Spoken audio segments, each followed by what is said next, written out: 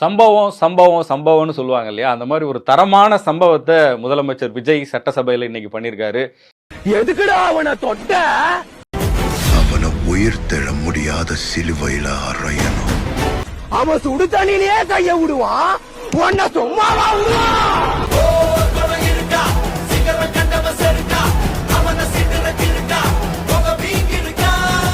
வாயத்தரங்க CM வாயத்தரங்க CM அப்படின்னு இந்த assembly session தொடங்குச்சு. பேரை சொல்லணும் நான் ஒரு படத்துல சொல்லுவேன், லியோவா பார்க்கணும் நீதானே கேட்ட. இப்போ ஆட்சி நடப்பது நம்முடைய தயவில் தான் நடந்து கொண்டிருக்கிறது என்பதை மறந்துவிடக் கூடாது. அவங்க தயவால தான் நம்ம ஆட்சி நடக்குதான், மக்கள் தயவால இந்த ஆட்சி நடந்துகிட்டு இருக்கு. மனசாட்சி உள்ள சக்திகளோட ஆதரவால இந்த ஆட்சி நடந்துகிட்டு இருக்கு. நாங்க தான் அனுப்பி வச்சோம் அப்படின்றாங்களே, அனுப்பி வச்சவங்களுக்கு மினிஸ்ட்ரியில இடம் கொடுத்தா ஏன் கதறீங்க? ஆனா இன்னைக்கு அவர் வாயை திறந்ததுக்கு அப்புறமா என்னாச்சு அப்படிங்கிறதையும் மிகப்பெரிய அளவுக்கு சோசியல் மீடியால டிவிகே தொண்டர்கள் பேசிட்டு இருக்காங்க. 17வது சட்டப்பேரவையின் முதல் கூட்டத்தொடர் நாளை தொடக்கம்.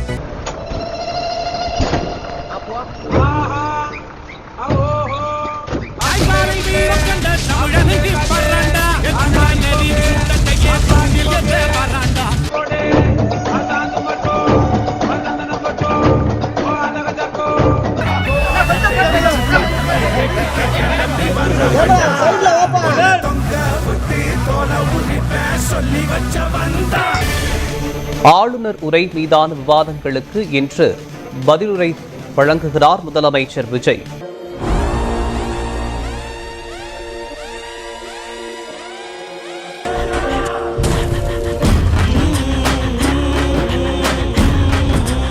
சும்மா பிளாஸ்ட் தான்.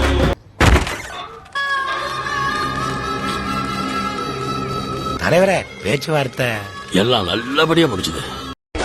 இப்பொழுது அதெல்லாம் தேவையில்லை.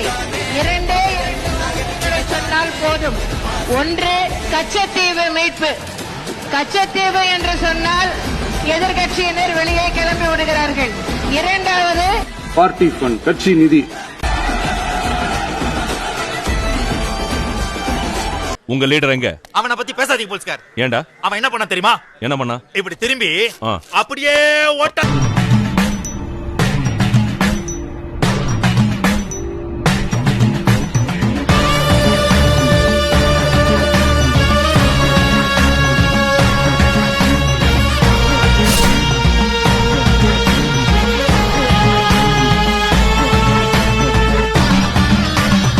நம்ம சேனலோடைய வளர்ச்சிக்கு நீங்கள் கான்ட்ரிபியூஷன் செய்யணும் அப்படின்னு நினச்சிங்கன்னா இந்த QR கோட் மூலமாக உங்களால் முடிஞ்ச அமௌண்ட்டை நீங்கள் கான்ட்ரிபியூஷனாக நம்ம சேனலுக்கு அடிக்கலாம். நன்றி. சொல்லப்போனால் சட்டமன்றத்தை வந்து கிட்டத்தட்ட ஒரு சினிமா தியேட்டர் மாதிரி ஆக்கிட்டாங்க. இன்னும் ஒரு மினிஸ்டர்லாம் டான்ஸ்லாம் நேரத்தில் ஆட ஆரம்பிச்சிருவாருன்னு நினைக்கிறேன். பாட்டெல்லாம் போட்டு ஐட்டம் சாங்லாம் போடுவாங்க.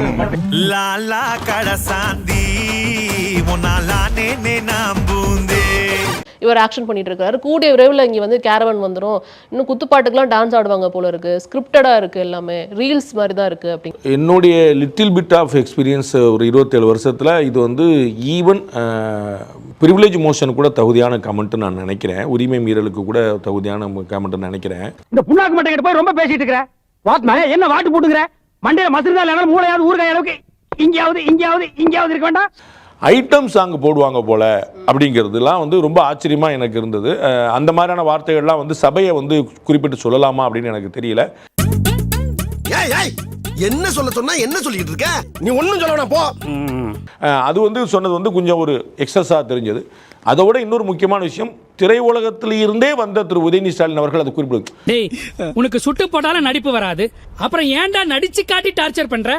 அதாவது நீங்க பாத்தீங்கன்னா ஒரு ராஜா மாதிரி இருந்தாண்டா, பிச்சைக்காரன் ஆயிட்டாண்டா அப்படின்னு சொல்லி சொன்னா, ரெண்டாவது சொன்ன ஸ்டேட்மெண்ட் வந்து ஏற்புடையதில்லைன்னு அர்த்தம். அதாவது பெரிய ஆளா இருந்தா மோசமா போயிட்டான் அப்படிங்கிறது தான். சட்டசபையை சினிமா ஷூட்டிங் மாதிரி ஆக்கிட்டாங்க அப்படின்னு சொல்லி சொன்னா, நான் வந்து ஒரே ஒரு டவுட் தான் உங்கள்கிட்ட கேட்கணும். சூப்பர்ண்ணே கேளுங்க. சோறு திங்க வேற என்ன கேட்கிறேன்? அவன் புள்ளைய பார்த்தா புத்தி வருமாடா. சட்டசபை வந்து மாண்புக்குரியதாகவும் சினிமா ஷூட்டிங் ஸ்பாட் வந்து மாண்புக்கு அற்றதாகவும் இருக்கிற மாதிரி இது. அது எப்படி மாண்பற்றதா இருக்கும்? அங்கேயும் தொழிலாளர்கள் வேலை பார்க்குறாங்க, அங்கேயும் ஊழியர்கள் இருக்கிறாங்க, அங்கே லட்சக்கணக்கான பேருக்கு வாழ்வாதாரம் தரக்கூடியதாக இருக்குது. அவர் வந்து ஷூட்டிங் ஸ்பாட் மாதிரி ஆக்கிட்டாங்க திரையுலகத்தையே ஒரு பொட்டு குறைவாக நினைக்கிறார் எதிர்க்கட்சி தலைவர் என்னுடைய வியப்பா இருக்கு. மூஞ்சில 10 பேர் காரி துப்புங்கடா. சினிமா நாலேஜ் தானே உங்களுக்கு, அரசியல் பத்தி எல்லாமே தெரியுமில்ல, உங்க தாத்தால இருந்து உங்க அப்பால இருந்து உங்க மகன்ல இருந்து எல்லாத்துக்கும் தெரியும் தானே. ஏன் நீ ஜெயிக்கல? ஏப்பா நீ ஜெயிக்கல? மக்களுக்கு எதிரான ஒரு அரசாங்கத்தை நடத்துறீங்க, வெறுமனே சினிமா ஷூட்டிங் மட்டும்தான் நடந்துட்டு இருக்கு உதயநிதி ஸ்டாலின் அவர்கள் குறிப்பிடுகிறார்கள். நாங்க கேட்ட சட்டமன்றம் எப்படி தெரியுமா இருந்துச்சு? நீங்கள் நடித்ததோ கெத்து, நீங்கள் தான் தமிழ்நாட்டின் ஒரு கல் ஒரு கண்ணாடி புரட்டி போட்டு தமிழ் திரையுலகை ஒரே ஒரு செங்கல்ல புரட்டி போட்டது ஆட்சி அதிகாரத்தை. பிரமாதம். கவிதை கவிதை படி. முந்தியெல்லாம் சேப்பாதங்க ஸ்டேடியத்துக்கு போனாக்கா தோனி வந்தாதான் கூட்டம் வரும். இப்போ நம்ம உதயநிதி வந்தாலும் கூட்டம் வருது. அது எனக்கு புரியல. எல்லாம் ரோட் ஷோன்னு சாதாரணமா எடுத்துக்கிறாங்க. ரோட்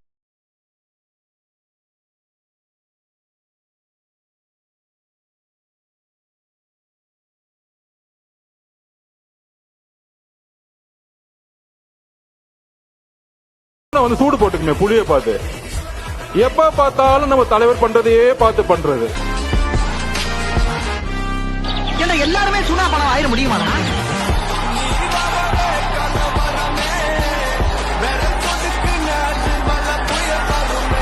அதாவது சட்டமன்றத்துக்கும் அவங்க பேசக்கூடிய இந்த துதி பாடலுக்கும் எந்த சம்பந்தமும் இருக்காது. அந்த துதி அப்படிங்கிறதுலாம் அவங்க பாடிட்டு இருந்தாங்க. அந்த துதி பாடுறதை விட இப்ப நடந்திருக்கக்கூடிய இந்த சட்டமன்றத்துல இதுவும் உங்களுக்கு ஒரே பிராண்ட், அதுல உங்களுக்கு கொஞ்சம் கன்ஃபியூஸ் ஆயிருச்சு. விஜய் அவர்கள் பேச மாட்டாரா? சிஎம் சார் வாயை திறங்க சார் அப்படின்னு சொல்லி இந்த சட்டமன்றம் தொடங்குவதற்கு அந்த முதல் நாள்லயே கருப்பு கலர் ஒரு பேட்ஜில் அணிந்து வந்த ஒரு கட்சி எது அப்படின்னு பாத்தீங்கன்னா திமுக தான். ஆனவனோட இந்த உலகத்துல சல்லட போட்டு தேடி பார்த்தாலும் உன்ன மாதிரி ஒரு முட்டாப்பையில எங்கேயுமே பார்க்க முடியாதுடா. பார்ட்டி ஃபண்ட் அப்படின்னு சொல்லி சில கட்சிகள் நிதியை வாங்கினது எல்லாத்தையுமே அரசாங்கத்தினுடைய கஜானாவுக்கு திருப்பி விட்டுட்டு இருக்கோம் அப்படின்னு சொல்லி முதல்வர் விஜய் அவர்கள் குறிப்பிடுகிறார். இந்த இடத்துல பார்ட்டி ஃபண்ட் வாங்கப்பட்டதா இல்லையா அப்படிங்கிற கேள்விக்கு எஸ் 100% பார்ட்டி ஃபண்ட் வாங்கப்பட்டது அப்படிங்கிறத மன்னர் பரம்பரை மண்ணாங்கட்டி பரம்பரை நீயே இப்ப மாவு கட்டு பரம்பரை ஆகிட்டாங்க. அங்க இருக்கக்கூடிய கட்டுமானத்துறை சார்ந்தவர்கள், டாஸ்மார்க் ஊழியர்கள், டாஸ்மார்க்கு ரொம்ப பெரிய அளவில் ஒப்பந்தங்கள் போட்டவங்க, இப்படி எல்லா செக்மெண்ட்ஸ்லையும் இருக்கிறவங்க இத்தனை % நாங்கள் பார்ட்டி ஃபண்டாக கொடுக்க வேண்டி இருக்கும் அப்படின்னு சொன்ன வீடியோக்களும் ப்ரூஃபாக இருக்கு. எல்லாருமே சொல்றாங்க இவ்வளோ ஊழல் நடந்துச்சு அப்படின்னு சொல்லி. அப்போ பார்ட்டி ஃபண்ட் அப்படின்னு சொன்ன உடனே எதிர்கட்சியாக இருக்கக்கூடிய திமுக அமளி துமளியில் ஈடுபடுறாங்க. இவர்கள் என்றைக்கும் திருந்த போவதே கிடையாது. மானங்கெட்ட பிறவிகள், வெக்கங்கெட்ட பிறவிகள். ஸ்டார்ட் பண்ணு.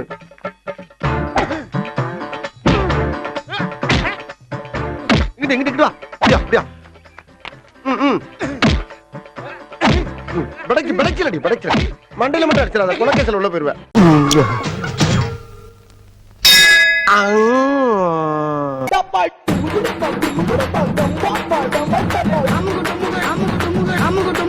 அம்மா